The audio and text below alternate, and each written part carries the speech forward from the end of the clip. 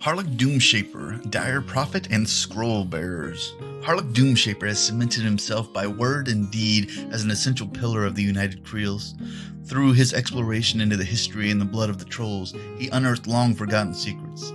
His indomitable will tore legends from the creel stones of the past and brought them roaring into the present, hungry and filled with rage. His most dire prediction has come true. Many who once shunned him for his radical ideals now beseech him for his aid. And while his words are an indictment of war, the shaman would sacrifice everything to ensure his people endure. Doomshaper has become a living repository of lore, rivaling even the omnipotence of the Circle Oberos. During a long lifetime of searching, he has scoured every sacred site and spent countless hours collecting rubbings from creel stones from across western Amorin, accumulating a wealth of ancient teachings. Over time, keeping even a limited selection of the most spiritually potent writing has become an unwielding burden. A number of the stout pygmy trolls volunteered to help shoulder the legendary shaman's burden.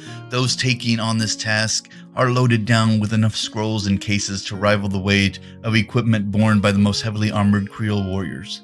The deep communion between Doomshaper and the greatest trolls is more than a matter of lore. It has changed the shaman's very being.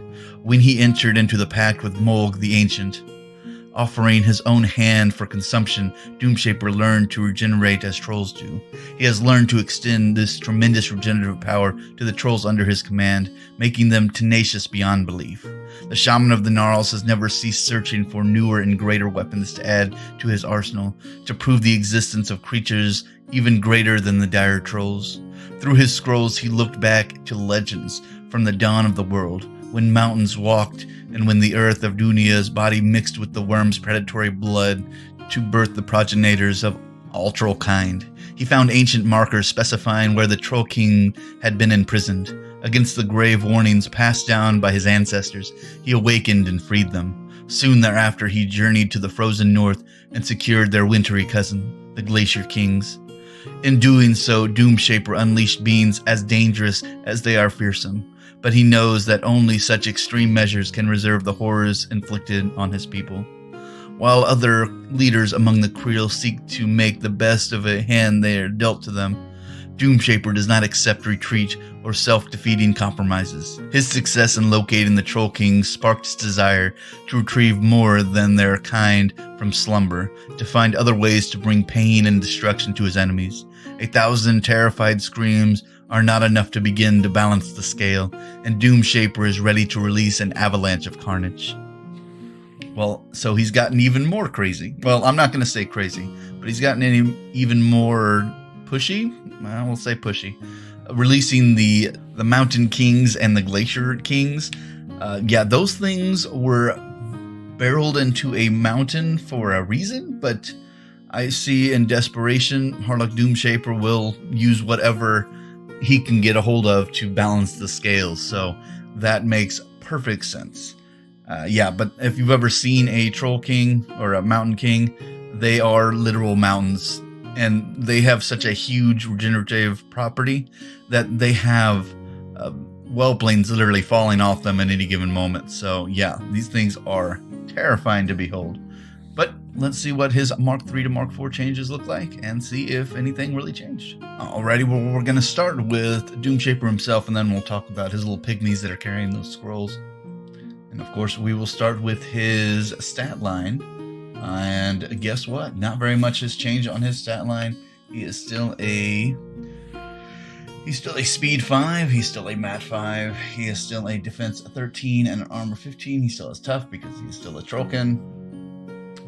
His abilities, he still has hyper regeneration as per usual, although they removed his field marshal hyper regeneration ability. I imagine since most large troll beasts, they usually already have regeneration, but that could be neither here nor there. Then we will go over to his staff. It is still the Creel staff, still does a reach of 2 and a power of 13. And it's still magical, and it still has critical smites, so if he gets a critical, he slams the model D6 directly away from him as well, so that is phenomenal. His feat, the Blood of Dunya, is still the exact same thing it was.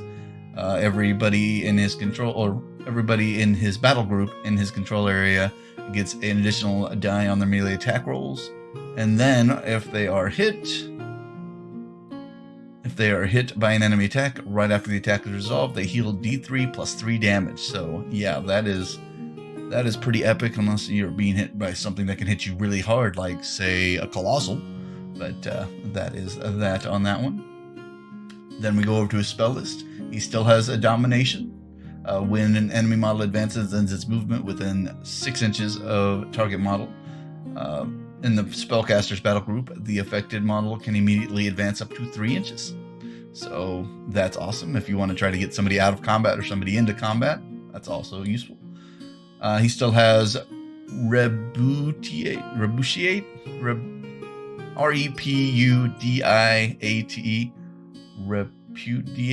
Repudiate. Yeah, we'll say it like that. It's probably wrong, but we'll find it out. What that spell does is enemy upkeep spells and animes on the model or unit directly hit by this spell immediately expire. When an upkeep spell expires as a result from this spell, the person maintaining it suffers a D3 damage points. So that is the same. And Implacability has been replaced with Solid Ground, which is basically the same thing. I imagine it's one of their simplification things that privateerpress has been doing. So while you're in his control range, you cannot be knocked down, you cannot be pushed, and you gain resistance to blast, which I would say that's actually a little bit better than Implacability, because even though Implacability said you can't become knocked down, pushed, or placed, or slammed, it did not give you resistance to blast, and resistance to blast in Mark IV is a lot, so you want to have that. Stranglehold still has Stranglehold. Model damaged by Stranglehold either loses its movement or combat action during its next activation, so that's awesome. And then we still have the Unmending, which is basically the same. Target enemy model still suffers a -2 to their Fury and Threshold, and loses its Animus. So this is actually a better spell than his previous setup, so that is great. But let's move on to his little pygmy scroll bearers and see what they got there. Their stats are, well, they don't have any weapons, so really their stats are kind of negligible, but they still have a speed 5, which it makes sense since he's a speed 5, and still have a defense of 13 and an arm of 13. And so these guys actually got a little bit better. So they were given, compared to their original setup, they were given Condition. So Condition, they can use a special action, which is not going to affect these guys since they don't have any melee weapons, or they don't really do special actions to begin with. So they give Conditions. So it's a range 6, target friendly war beast. If the war beast is in range, you can place 1 Fury or remove 1 Fury from it. So you're giving these guys some Fury management abilities, which is always good for a very war beast caster, as Doomshaper seems to be. But then what makes these guys shine is they have scroll bearers. And this model can use one of the following scrolls at any time during his activation, while within 1 of Harluk. Each scroll can only be used once per game. So, because these scrolls are phenomenal, and they didn't really change from their Mark III to Mark IV. But let me go over what these spells do for his once per game. Technically, I would call these little mini feats, because yeah, some of these are awesome. So we got the Scroll of the Call of Trollbloods.